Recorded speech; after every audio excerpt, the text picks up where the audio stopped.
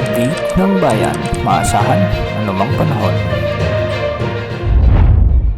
Magandang araw po sa ating lahat, narito ng latest update sa lagay ng ating panahon ngayong araw ng Linggo, November 24, 2024. Sa kasalukuyan ay umiiral pa rin ang malamig na hanging amihan o northeast monsoon sa bahagi ng extreme northern Luzon, samantalang intertropical convergence zone naman ang nakakaapekto sa Mindanao. Dahil nga sa intertropical convergence zone o ITZZ, magiging maulap ang mga kalangitan na may mga kalat-kalat na pagulan at pagkidlat-pagkulog sa Caraga at Davao region.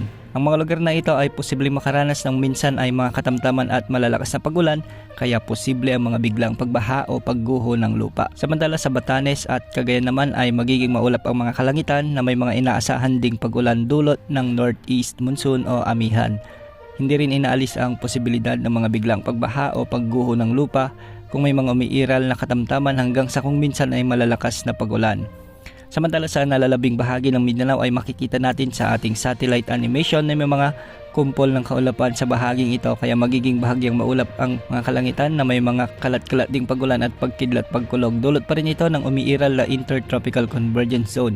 Ang ITZZ ay ang banggaan ng malamig at mainit na hangin sa northern at southern hemisphere, kaya nagkakaroon ng mga kaulapan kung saan nagiging dahilan para magkaroon ng mga pagulan.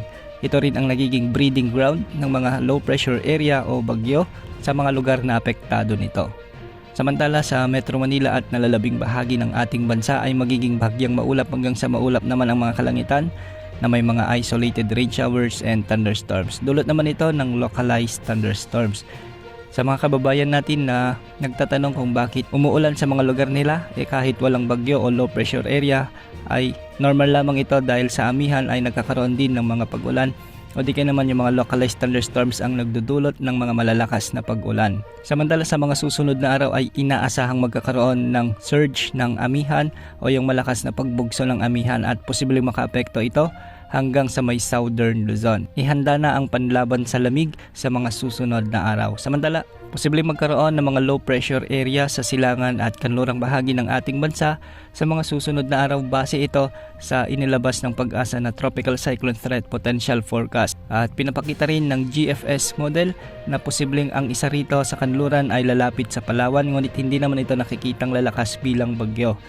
Ang pangalawa naman ay posibleng lumapit sa bahagi ng Southern Luzon o di kaya naman ay sa Eastern Visayas, ngunit hindi rin ito nakikitang lalakas bilang bagyo. Naapektuhan kasi ang mga ito ng umiiral na amihan. Yan mo lang update sa lagay ng panahon. Ito pong weather update ng bayan, maasahan anumang panahon.